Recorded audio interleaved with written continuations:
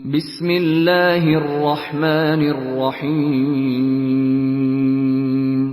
দয়াময় পরম দয়ালু আল্লাহর নামে।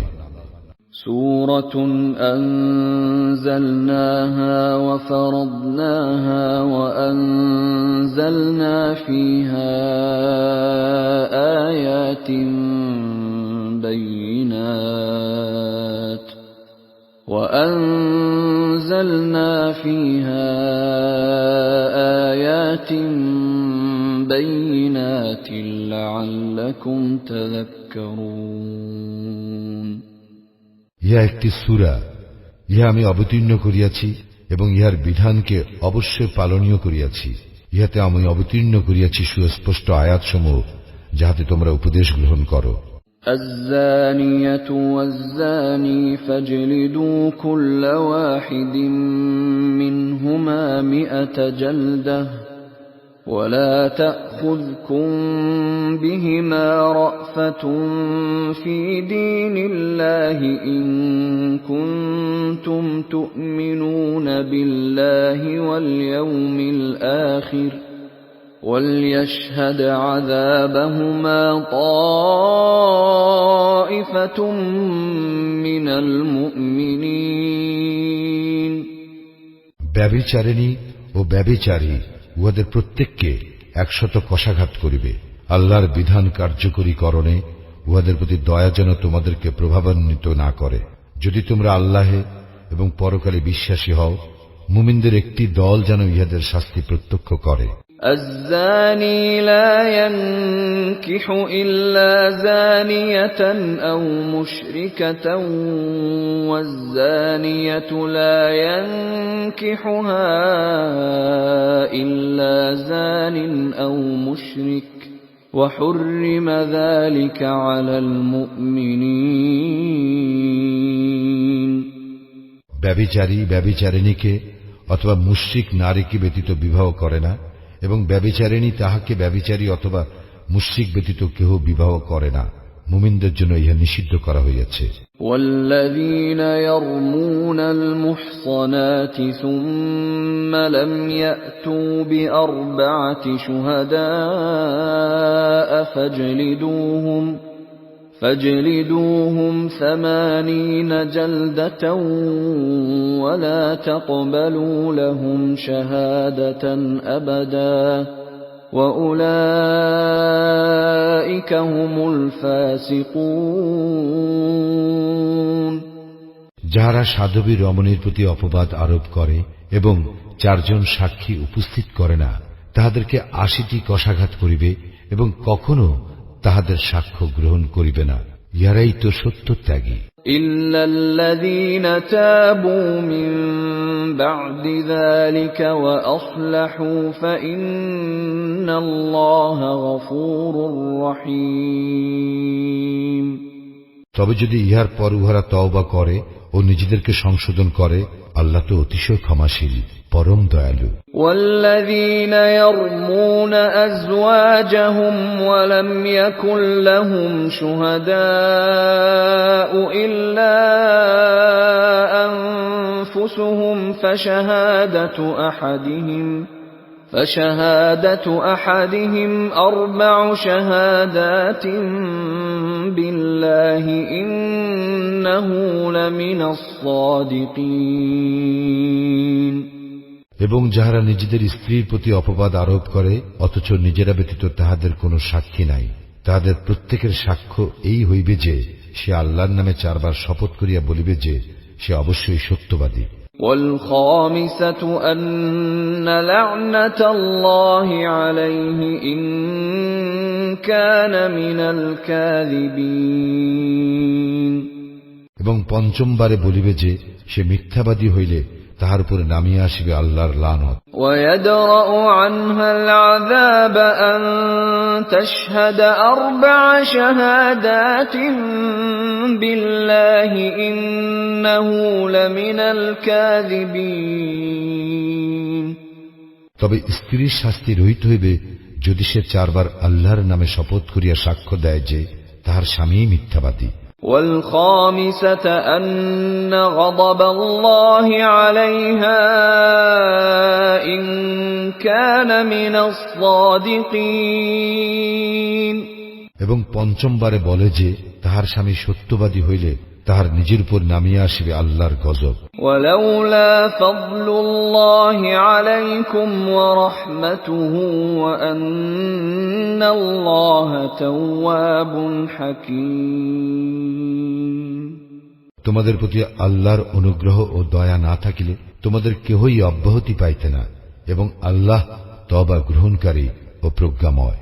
إن الذين جاءوا بالإفك عصبة منكم لا تحسبوه شرا لكم بل هو خير لكم لكل امرئ منهم ما اكتسب من الإثم والذي تولى كبره منهم له عذاب عظيم যাহারা এই অপবাদ রচনা করিয়াছে তাহারা তো তোমাদেরই একটি দল।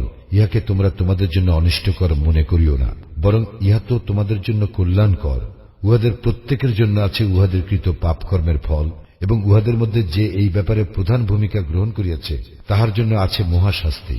لولا إذ سمعتموه ظن المؤمنون والمؤمنات بأنفسهم خيرا وقالوا هذا إفك مبين যখন তাহারা ইহা শুনিল তখন মুমিন পুরুষ এবং মুমিন নারীগণ আপন লোকদের সম্পর্কে কেন ভালো ধারণা করিল না এবং বলিল না, ইহা তো সুস্পষ্ট অপবাদ। لولا جاءوا عليه بأربعة شهداء فإذ لم يأتوا بالشهداء فأولئك عند الله هم الكاذبون তারা কেন এই ব্যাপারে চারজন সাক্ষী উপস্থিত করে নাই? যেহেতু তারা সাক্ষী উপস্থিত করে নাই, সে কারণে তাহারা আল্লাহর নিকট মিথ্যাবাদী। ولولا فضل الله عليكم ورحمته في الدنيا والآخرة لمسكم فيما أفضتم فيه عذاب عظيم দুনিয়া ও আখিরাতে তোমাদের প্রতি আল্লাহর অনুগ্রহ ও দয়া না থাকিলে তোমরা যাহাতে লিপ্ত ছিলে তর জন্য মহাশাস্তি অবশ্যই তোমাদেরকে স্পর্শ করিত। إذ تلقونه بألسنتكم وتقولون بأفواهكم ما ليس لكم به علم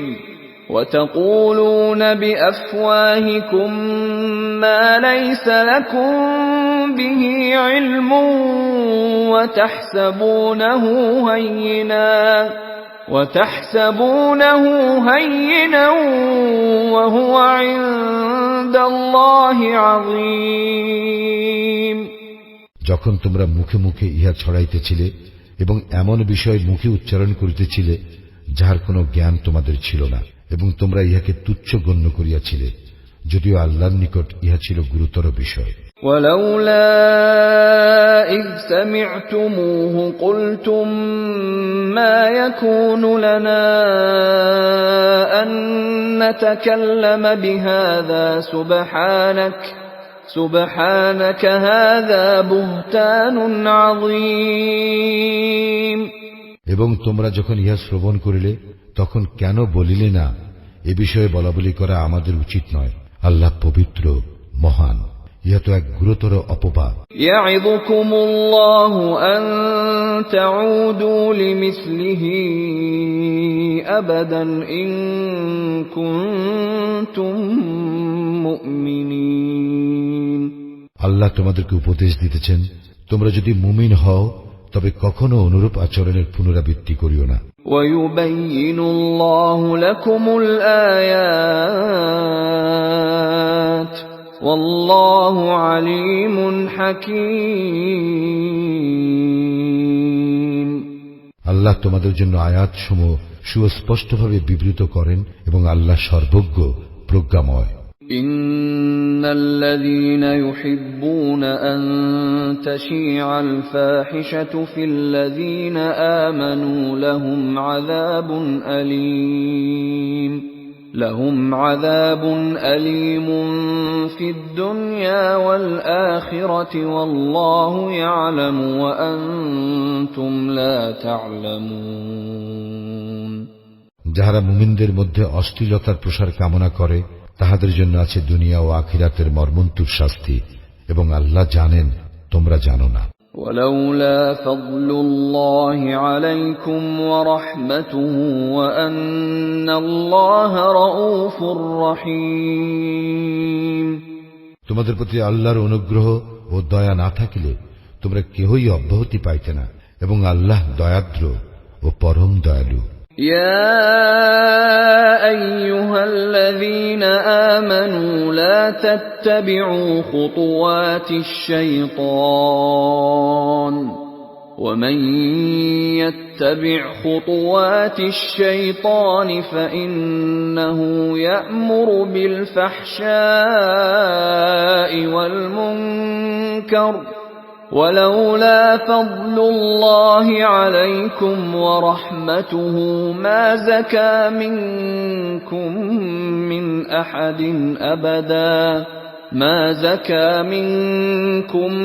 من أحد أبدا ولكن الله يزكي من يشاء والله سميع عليم হে মুমিনগণ তোমরা শয়তানের পদাঙ্ক অনুসরণ করিও না কেহ শয়তানের পদাঙ্ক অনুসরণ করিলে শয়তান তো অশ্লীলতা ও মন্দ কাজের নির্দেশ দেয় আল্লাহর অনুগ্রহ ও দয়া না থাকিলে তোমাদের কেহই কখনো পবিত্র হইতে পারিতে না তবে আল্লাহ যাহাকে ইচ্ছা পবিত্র করিয়া থাকেন এবং আল্লাহ সর্বশ্রোতা সর্বজ্ঞ ولا يأتل أولو الفضل منكم والسعة أن يؤتوا أولي القربى والمساكين والمهاجرين في سبيل الله وليعفوا وليصفحوا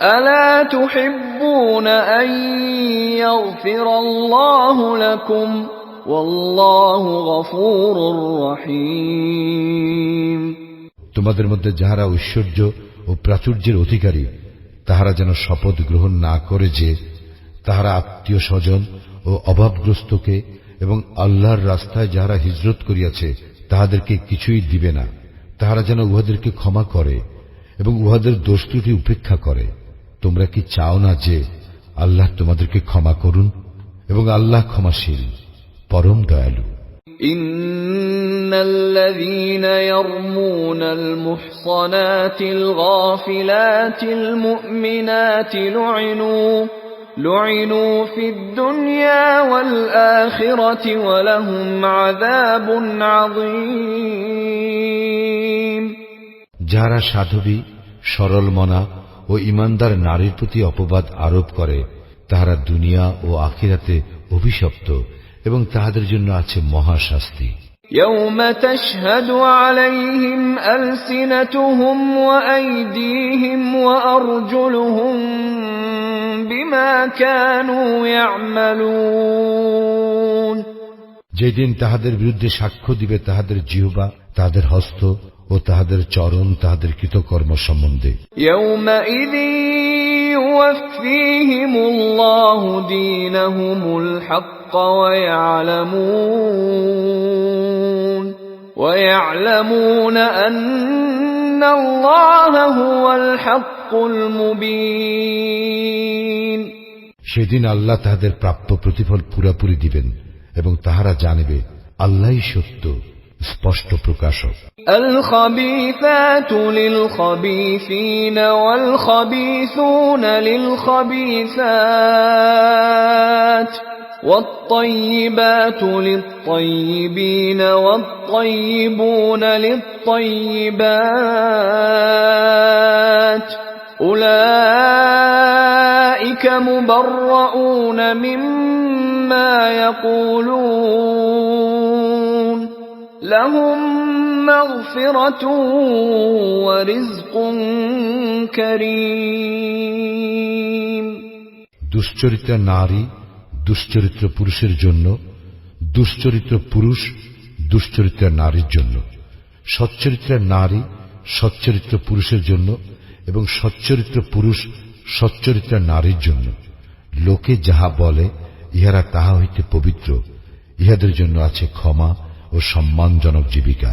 يا أيها الذين آمنوا لا تدخلوا بيوتا غير بيوتكم حتى تستأنسوا وتسلموا على أهلها ذلكم خير لكم لعلكم تذكرون. হে মুমিনগণ, তোমরা নিজেদের গৃহ ব্যতীত অন্য কাহারও গৃহে গৃহবাসীদের অনুমতি না লইয়া এবং তাহাদেরকে সালাম না করিয়া প্রবেশ করিও না, ইহাই তোমাদের জন্য শ্রেয়, যাহাতে তোমরা উপদেশ গ্রহণ করো। فإن لم تجدوا فيها أحدا فلا تدخلوها حتى يؤذن لكم وإن قيل لكم ارجعوا فارجعوا هو أزكى لكم والله بما تعملون عليم. যদি তোমরা গৃহে কাউকে না পাও, তাহলে উহাতে প্রবেশ করিবে না যতক্ষণ না তোমাদেরকে অনুমতি দেওয়া হয়। যদি তোমাদেরকে বলা হয় ফিরিয়া যাও, তবে তোমরা ফিরিয়া যাইবে, ইহাই তোমাদের জন্য উত্তম, এবং তোমরা যাহা করো সে সম্বন্ধে আল্লাহ সবিশেষ অবহিত। ليس عليكم جناح أن تدخلوا بيوتا غير مسكونة فيها متاع لكم والله يعلم ما تبدون وما تكتمون. যে গৃহে কেহ বাস করে না, তাহাতে তোমাদের জন্য দ্রব্য সামগ্রী থাকিলে সেখানে তোমাদের প্রবেশে কোনো পাপ নাই, এবং আল্লাহ জানেন যাহা তোমরা প্রকাশ করো এবং যাহা তোমরা গোপন করো। قل للمؤمنين يغضوا من أبصارهم ويحفظوا فروجهم ذلك أزكى لهم إن الله خبير بما يصنعون. মুমিনদেরকে বলো, তাহারা যেন তাহাদের দৃষ্টিকে সংযত করে এবং তাহাদের লজ্জাস্থানের হেফাজত করে, ইহাই তাহাদের জন্য উত্তম। উহারা যাহা করে নিশ্চয় আল্লাহ সে বিষয় সম্যক অবহিত।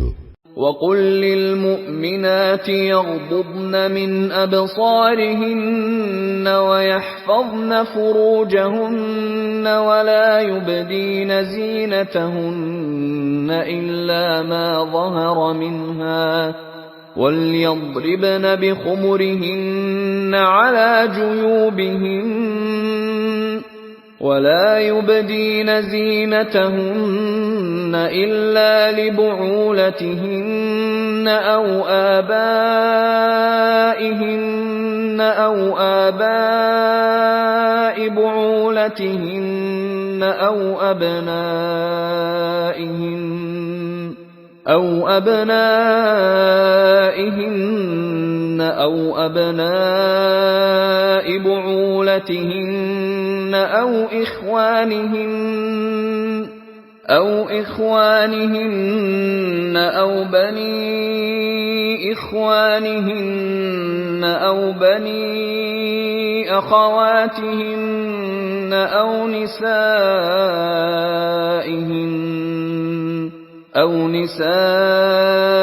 نسائهن أو ما ملكت أيمانهن أو التابعين غير أولي الإربة من الرجال أو الطفل الذين لم يظهروا على عورات النساء ولا يضربن بأرجلهن ليعلم ما يخفين من زينتهن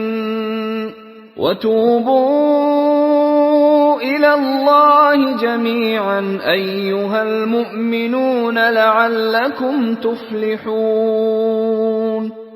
আর মুমিন নারীদেরকে বলো, তাহারা যেন তাহাদের দৃষ্টিকে সংযত করে ও তাহাদের লজ্জাস্থানের হেফাজত করে, তাহারা যেন যাহা সাধারণত প্রকাশ থাকে তাহা ব্যতীত তাহাদের আভরণ প্রদর্শন না করে, তাহাদের গ্রীবা ও বক্ষদেশ যেন মাথার উপর কাপড় দ্বারা আবৃত করে, তাহারা যেন তাহাদের স্বামী, পিতা, শ্বশুর, পুত্র, স্বামীর পুত্র, ভ্রাতা, ভ্রাতুষ্পুত্র, ভগ্নীপুত্র, আপন নারীগণ, তাহাদের মালিকানাধীন দাসী, পুরুষদের মধ্যে যৌন কামনা রহিত পুরুষ এবং নারীদের গোপন অঙ্গ সম্বন্ধে অজ্ঞ বালক ব্যতীত কাহার নিকট তাহাদের আভরণ প্রকাশ না করে। তাহারা যেন তাহাদের গোপন আভরণ প্রকাশের উদ্দেশ্যে সজোরে পদক্ষেপ না করে।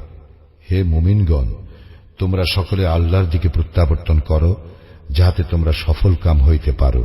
وَأَنكِحُوا الْأَيَامَ مِنكُمْ وَالصَّالِحِينَ مِنْ عِبَادِكُمْ وَإِمَائِكُمْ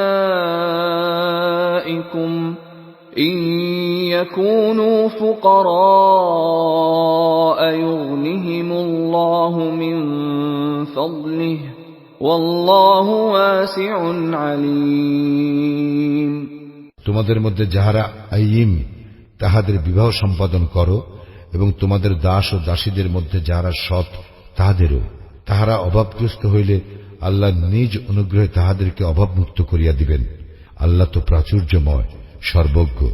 وَلْيَسْتَعْفِفِ الَّذِينَ لَا يَجِدُونَ نِكَاحًا حَتَّى يُغْنِيَهُمُ اللَّهُ مِنْ فَضْلِهِ وَالَّذِينَ يَبْتَغُونَ الْكِتَابَ مِمَّا مَلَكَتْ أَيْمَانُكُمْ فَكَاتِبُوهُمْ إِنْ عَلِمْتُمْ فِيهِمْ خَيْرًا وَآتُوهُمْ مِمَّا لِلَّهِ الَّذِي آتَاكُمْ وَلَا تُكْرِهُوا فَتَيَاتِكُمْ عَلَى الْبِغَاءِ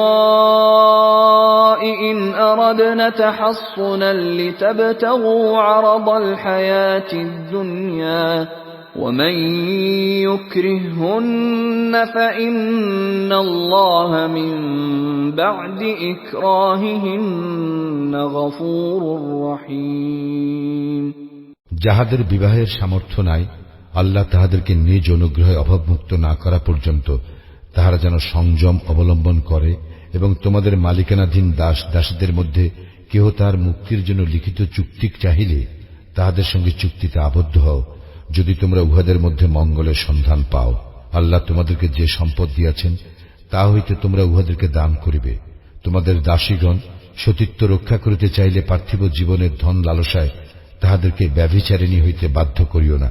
আর যে তাহাদেরকে বাধ্য করে, তবে তাহাদের উপর জবরদস্তির পর আল্লাহ তো ক্ষমাশীল, পরম দয়ালু। وَلَقَدْ أَنزَلْنَا إِلَيْكُمْ آيَاتٍ مُبَيِّنَاتٍ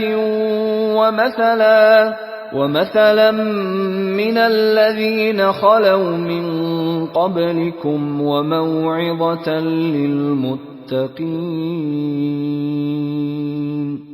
আমি তো তোমাদের নিকট অবতীর্ণ করিয়াছি সুস্পষ্ট আয়াত, তোমাদের পূর্ববর্তীদের দৃষ্টান্ত ও মুত্তাকিদের জন্য উপদেশ। আল্লাহু নূরুস সামাওয়াতি ওয়াল আরদ মাসালু নূরিহি কামিশকাতিন ফিহা মিসবাহ المصباح في زجاجة الزجاجة كأنها كوكب دري يوقد من شجرة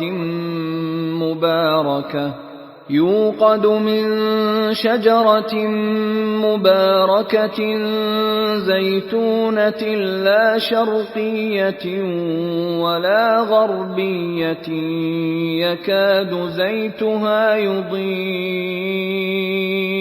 يكاد زيتها يضيء ولو لم تمسسه نار نور على نور يهدي الله لنوره من يشاء ويضرب الله الأمثال للناس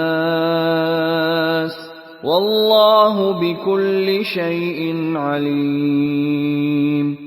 আল্লাহ আকাশ মণ্ডলীয় পৃথিবীর জ্যোতি, তাহার জ্যোতির উপমা যেন একটি দীপাধার, যাহার মধ্যে আছে এক প্রদীপ। প্রদীপটি একটি কাঁচের আবরণের মধ্যে স্থাপিত। কাঁচের আবরণটি উজ্জ্বল নক্ষত্র সদৃশ। ইহা প্রজ্বলিত করা হয় পূত পবিত্র জয়তুন বৃক্ষের তৈল দ্বারা, যাহা প্রাচ্যের নয়, প্রতীচ্যেরও নয়। অগ্নি উহাকে স্পর্শ না করিল, যেন উহার তৈল উজ্জ্বল আলো দিতেছে। জ্যোতির উপর জ্যোতি। আল্লাহ যাহাতে ইচ্ছা পথ নির্দেশ করেন তাহার জ্যোতির দিকে। আল্লাহ মানুষের জন্য উপমা দিয়া থাকেন এবং আল্লাহ সর্ববিষয়ে সর্বজ্ঞ। في بيوت أذن الله أن ترفع ويذكر فيها اسمه يسبح له فيها بالغدو والآصال। সেই সকল গৃহে যাহাকে সমুন্নত করিতে এবং যাহাতে তাহার নাম স্মরণ করিতে আল্লাহ নির্দেশ দিয়াছেন, সকাল ও সন্ধ্যায় তাহার পবিত্রতা ও মহিমা ঘোষণা করে। رجال لا تلهيهم تجارة ولا بيع عن ذكر الله وإقام الصلاة وإيتاء الزكاة يخافون يوما تتقلب فيه القلوب والأبصار।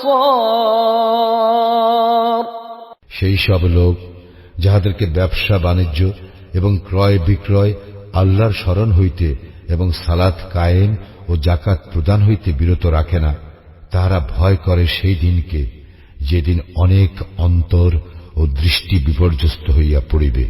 ليجزيهم الله أحسن ما عملوا ويزيدهم من فضله والله يرزق من يشاء بغير حساب। যাহাতে তাহারা যে কর্ম করে তজ্জন্য আল্লাহ তাহাদেরকে উত্তম পুরস্কার দেন এবং নিজ অনুগ্রহে তাহাদেরকে প্রাপ্যের অধিক দেন। আল্লাহ যাহাকে ইচ্ছা অপরিমিত জীবিকা দান করেন। والذين كفروا أعمالهم كسراب بقيعة يحسبه الظمآن ماء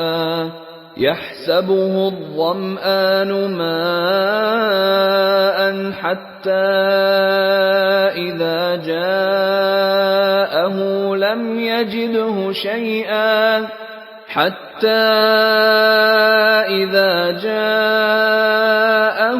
لم يجده شيئا ووجد الله عنده فوفاه حسابه والله سريع الحساب।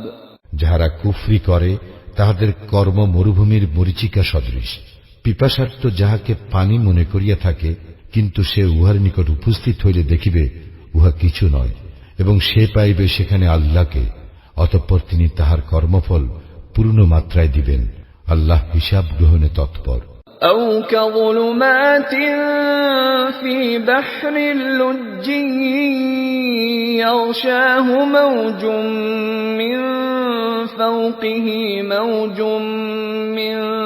فوقه سحاب ظلمات بعضها فوق بعض إذا أخرج يده لم يكد يراها ومن لم يجعل الله له نورا فما له من نور। অথবা তাহাদের কর্ম গভীর সমুদ্র তলের অন্ধকার সদৃশ, যাহাকে আচ্ছন্ন করে তরঙ্গের উপর তরঙ্গ, যাহার ঊর্ধ্বে মেঘপুঞ্জ, অন্ধকার পুঞ্জ স্তরের উপর স্তর, এমনকি সে হাত বাহির করিলে তাহা আদৌ দেখিতে পাইবে না। আল্লাহ যাহাকে জ্যোতি দান করেন না, তাহার জন্য কোনো জ্যোতি নাই। ألم تر أن الله يسبح له من في السماوات والأرض والطير صافات كل قد علم صلاته وتسبيحه والله عليم بما يفعلون তুমি কি দেখো না যে আকাশ মণ্ডলীয় পৃথিবীতে যাহারা আছে তাহারা এবং উড্ডীয়মান বিহঙ্গকুল আল্লাহর পবিত্রতা ও মহিমা ঘোষণা করে, প্রত্যেকেই জানে তাহার ইবাদতের ও পবিত্রতা ঘোষণার পদ্ধতি, এবং উহারা যাহা করে সে বিষয়ে আল্লাহ সম্যক অবগত। وَلِلَّهِ مُلْكُ السَّمَاوَاتِ وَالْأَرْضِ وَإِلَى اللَّهِ الْمَصِيرُ।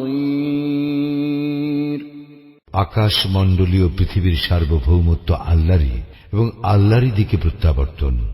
أَلَمْ تَرَ أَنَّ اللَّهَ يُزْجِي سَحَابًا ثُمَّ يُؤَلِّفُ بَيْنَهُ ثُمَّ يَجْعَلُهُ رُكَامًا فَتَرَى الْوَدْقَ يَخْرُجُ مِنْ خِلَالِهِ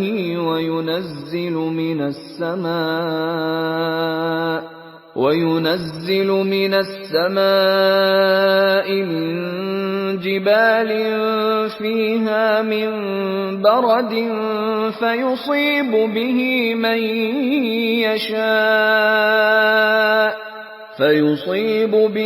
من يشاء ويصرفه عن من يشاء يكاد سنا برقه يذهب بالأبصار।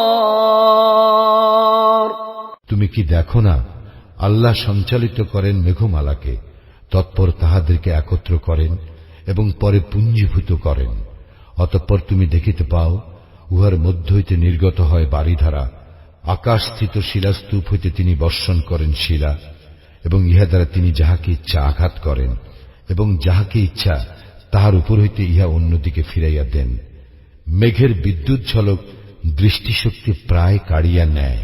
يُقَلِّبُ اللَّهُ اللَّيْلَ وَالنَّهَارَ إِنَّ فِي ذَلِكَ لَعِبْرَةً لِأُولِي الْأَبْصَارِ। আল্লাহ দিবস ও রাত্রির পরিবর্তন ঘটান, ইহাতে শিক্ষা রয়েছে অন্তর্দৃষ্টি সম্পন্নদের জন্য। والله خلق كل دابة من ماء فمنهم من يمشي على بطنه ومنهم من يمشي على رجلين ومنهم من يمشي على أربع يخلق الله ما يشاء إن الله على كل شيء قدير। আল্লাহ সমস্ত জীব সৃষ্টি করিয়াছেন পানি হইতে। উহাদের কতক পেটে ভর দিয়া চলে, কতক দুই পায়ে চলে এবং কতক চলে চার পায়ে। আল্লাহ যাহা ইচ্ছা সৃষ্টি করেন, নিশ্চয় আল্লাহ সর্ববিষয়ে সর্বশক্তিমান। لقد أنزلنا آيات مبينات والله يهدي من يشاء إلى صراط مستقيم। আমি তো সুস্পষ্ট নিদর্শন অবতীর্ণ করিয়াছি, আল্লাহ যাহাকে ইচ্ছা সরল সঠিক পথ প্রদর্শন করেন। ويقولون آمنا بالله وبالرسول وأطعنا ثم يتولى فريق منهم من بعد ذلك وما أولئك بالمؤمنين। উহারা বলে, আমরা আল্লাহ ও রাসূলের প্রতি ঈমান আনিলাম এবং আমরা আনুগত্য স্বীকার করিলাম, কিন্তু ইহার পর উহাদের একদল মুখ ফিরাইয়া নেয়। বস্তুত উহারা মুমিন নয়। وَإِذَا دُعُوا إِلَى اللَّهِ وَرَسُولِهِ لِيَحْكُمَ بَيْنَهُمْ إِذَا فَرِيقٌ مِّنْهُمْ مُعْرِضُونَ। এবং যখন উহাদেরকে আহ্বান করা হয় আল্লাহ ও তাঁর রাসূলের দিকে উহাদের মধ্যে ফয়সালা করিয়া দিবার জন্য, তখন উহাদের একদল মুখ ফিরাইয়া নেয়। وَإِن يَكُن لَّهُمُ الْحَقُّ يَأْتُوا إِلَيْهِ مُذْعِنِينَ। আর যদি উহাদের প্রাপ্য থাকে, তা হইলে উহারা বিনীতভাবে রাসূলের নিকট ছুটিয়া আসে। أَفِي قُلُوبِهِم مَّرَضٌ أَمِ ارْتَابُوا أَمْ يَخَافُونَ أَن يَحِيفَ اللَّهُ عَلَيْهِمْ وَرَسُولُهُ بَلْ أُولَٰئِكَ هُمُ الظَّالِمُونَ। উহাদের অন্তরে কি ব্যাধি আছে? না উহারা সংশয় পোষণ করে, না উহারা ভয় করে যে আল্লাহ ও তাহার রাসূল উহাদের প্রতি জুলুম করিবেন, বরং উহারাই তো জালিম। إنما كان قول المؤمنين إذا دعوا إلى الله ورسوله ليحكم بينهم أن يقولوا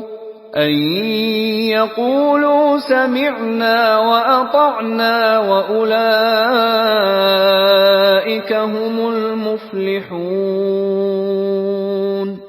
মুমিনদের উক্তি তো এই, যখন তাহাদের মধ্যে ফয়সালা করিয়া দিবার জন্য আল্লাহ এবং তাহার রাসূলের দিকে আহ্বান করা হয়, তখন তাহারা বলে, আমরা শ্রবণ করিলাম ও আনুগত্য করিলাম, আর উহারাই তো সফল কাম।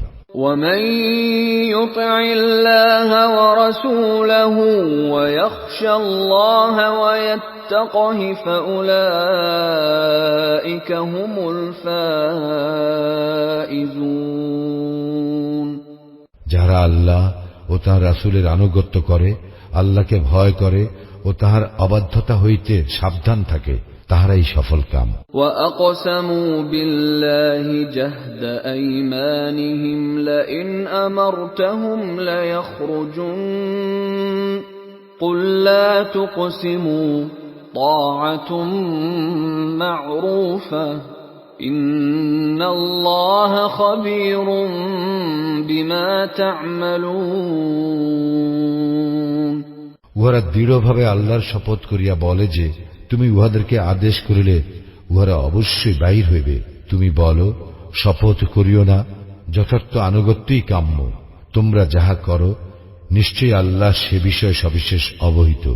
قُلْ أَطِيعُوا اللَّهَ وَأَطِيعُوا الرَّسُولَ فَإِن تَوَلَّوْا فَإِنَّمَا عَلَيْهِ مَا حُمِّلَ وَعَلَيْكُمْ مَا حُمِّلْتُمْ وَإِن تُطِيعُوهُ تَهْتَدُوا وَمَا عَلَى الرَّسُولِ إِلَّا الْبَلَاغُ الْمُبِينُ। বলো, আল্লাহর আনুগত্য করো এবং রাসূলের আনুগত্য করো। অতঃপর যদি তোমরা মুখ ফিরাইয়া লও, তবে তাহার উপর অর্পিত দায়িত্বের জন্য সেই দায়ী, এবং তোমাদের উপর অর্পিত দায়িত্বের জন্য তোমরাই দায়ী, এবং তোমরা তাহার আনুগত্য করিলে সৎপথ পাইবে। আর রাসূলের কাজ তো কেবল স্পষ্টভাবে পৌঁছাইয়া দেওয়া। وعد الله الذين آمنوا منكم وعملوا الصالحات ليستخلفنهم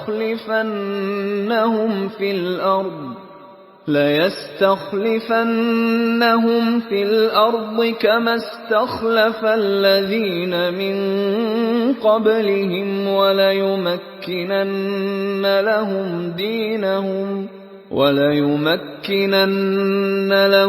دينهم الذي ارتضى لهم وليبدلنهم من بعد خوفهم أمنا يعبدونني لا يشركون بي شيئا ومن كفر بعد ذلك فأولئك هم الفاسقون।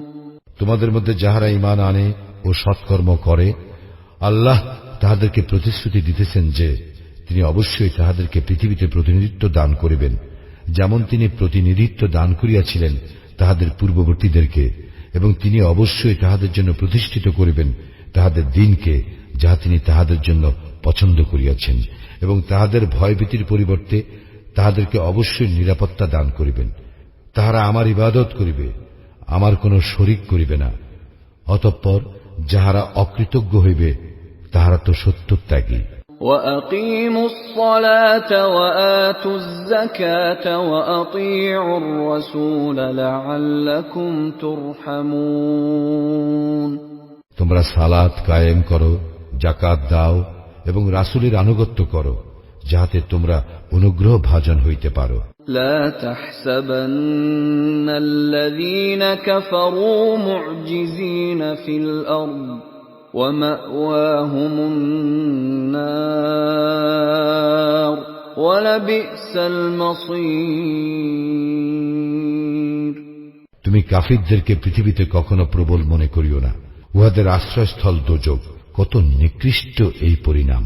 يا أيها الذين آمنوا ليستأذنكم الذين ملكت أيمانكم والذين لم يبلغوا الحلم منكم 3 مرات من قبل صلاة الفجر وحين تضعون ثيابكم من الظهيرة ومن بعد صلاة العشاء 3 عورات لكم ليس عليكم ولا عليهم جناح بعدهن طوافون عليكم بعضكم على بعض كذلك يبين الله لكم الآيات والله عليم حكيم। হে মুমিনগণ, তোমাদের মালিকানাধীন দাস দাসীগণ এবং তোমাদের মধ্যে যাহারা বয়ঃপ্রাপ্ত হয় নাই, তাহারা যেন তোমাদের কক্ষে প্রবেশ করিতে 3 সময়ের অনুমতি গ্রহণ করে। ফজরের সালাতের পূর্বে, দ্বীপ্রহরে যখন তোমরা তোমাদের পোশাক খুলিয়া রাখো তখন, এবং ঈশার সালাতের পর। এই 3 সময় তোমাদের গোপনীয়তার সময়। এই 3 সময় ব্যতীত অন্য সময় বিনা অনুমতিতে প্রবেশ করিলে তোমাদের জন্য এবং তাহাদের জন্য কোনো দোষ নাই। তোমাদের এককে অপরের নিকট তো যাতায়াত করিতেই হয়। এইভাবে আল্লাহ তোমাদের নিকট তাহার নির্দেশ সুস্পষ্টভাবে বিবৃত করেন। আল্লাহ সর্বজ্ঞ, প্রজ্ঞাময়। وَإِذَا بَلَغَ الْأَطْفَالُ مِنكُمُ الْحُلُمَ فَلْيَسْتَأْذِنُوا كَمَا اسْتَأْذَنَ الَّذِينَ مِن قَبْلِهِمْ كَذَلِكَ يُبَيِّنُ اللَّهُ لَكُمْ آيَاتِهِ وَاللَّهُ عَلِيمٌ حَكِيمٌ। আর তোমাদের সন্তান সন্ততি বয়ঃপ্রাপ্ত হইলে তাহারাও যেন অনুমতি প্রার্থনা করে, যেমন অনুমতি প্রার্থনা করিয়া থাকে তাহাদের বয়োজ্যেষ্ঠগণ। এইভাবে আল্লাহ তোমাদের জন্য তাহার নির্দেশ সুস্পষ্টভাবে বিবৃত করেন। আল্লাহ সর্বজ্ঞ, প্রজ্ঞাময়। والقواعد من النساء اللاتي لا يرجون نكاحا فليس عليهن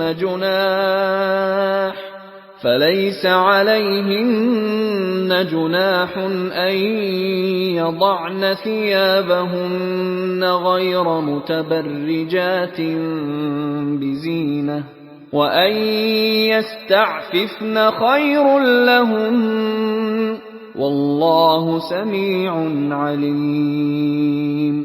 বৃদ্ধা নারী যাহারা বিবাহের আশা রাখে না, তাহাদের জন্য অপরাধ নাই যদি তাহারা তাহাদের সৌন্দর্য প্রদর্শন না করিয়া তাহাদের বহির্বাস খুলিয়া রাখে, তবে ইহা হইতে তাহাদের বিরত থাকাই তাহাদের জন্য উত্তম। আল্লাহ সর্বশ্রোতা, সর্বজ্ঞ। ليس على الأعمى حرج ولا على الأعرج حرج ولا على المريض حرج ولا على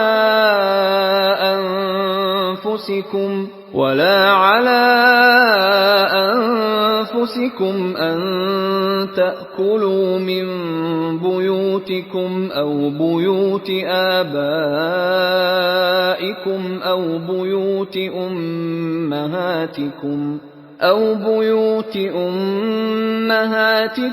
أو بيوت إخوانكم أو بيوت أخواتكم أو بيوت أعمامكم أو بيوت أعمامكم أو بيوت عماتكم أو بيوت أخوالكم أو بيوت خالاتكم أو ما ملكتم مفاتحه أو صديقكم ليس عليكم جناح أن تأكلوا جميعا أو أشتاتا فإذا دخلتم بيوتا فسلموا على أنفسكم تحية من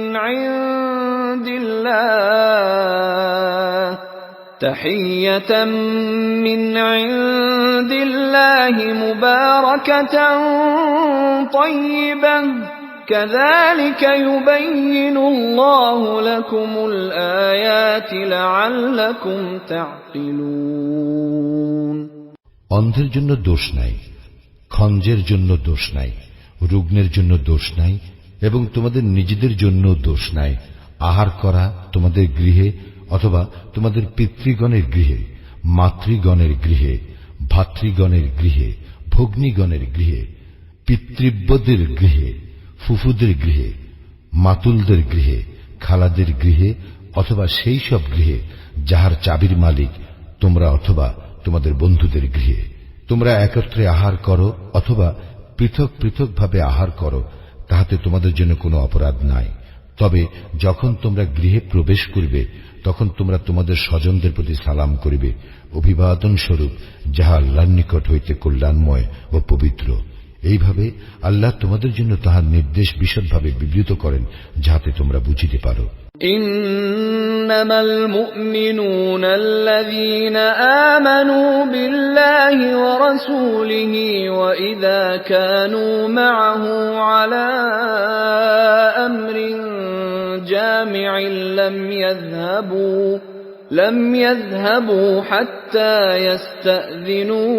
يستأذنوه إن الذين يستأذنونك أولئك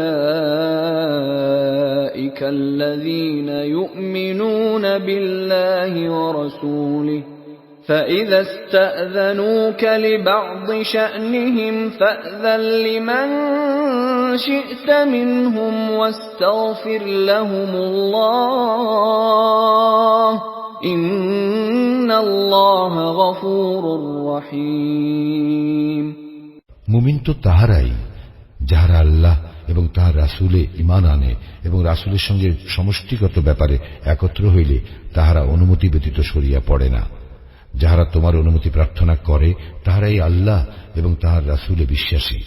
অতএব তাহারা তাহাদের কোনো কাজে বাহিরে যাইবার জন্য তোমার অনুমতি চাইলে তাহাদের মধ্যে যাহাদেরকে ইচ্ছা তুমি অনুমতি দিও এবং তাহাদের জন্য আল্লাহর নিকট ক্ষমা প্রার্থনা করিও। নিশ্চয় আল্লাহ পরম ক্ষমাশীল, পরম দয়ালু। لا تجعلوا دعاء الرسول بينكم كدعاء بعضكم بعضا قد يعلم الله الذين يتسللون منكم لواذا فليحذر الذين يخالفون عن أمره أن تصيبهم فتنة أو يصيبهم عذاب أليم রাসূলের আহ্বানকে তোমরা তোমাদের একে অপরের প্রতি আহ্বানের মতো গণ্য করিও না। তোমাদের মধ্যে যাহারা অলক্ষ্যে সরিয়া পড়ে আল্লাহ তো তাহাদেরকে জানেন। সুতরাং যাহারা তাহার আদেশের বিরুদ্ধাচরণ করে তাহারা সতর্ক হোক যে বিপর্যয় তাহাদের উপর আপতিত হইবে অথবা আপতিত হইবে তাহাদের উপর মর্মন্তুর শাস্তি। ألا إن لله ما في السماوات والأرض قد يعلم ما أنتم عليه ويوم يرجعون إليه فينبئهم بما عملوا والله بكل شيء عليم। জানিয়া রাখো আকাশ মণ্ডলীয় পৃথিবীতে যাহা কিছু আছে তাহা আল্লাহরই। তোমরা যাহাতে ব্যাপৃত তিনি তাহা জানেন। যেদিন তাহারা তাহার নিকট প্রত্যাবর্তিত হইবে সেদিন তিনি তাহাদেরকে জানাইয়া দিবেন তাহারা যাহা করিত। আল্লাহ সর্ববিষয়ে সর্বজ্ঞ।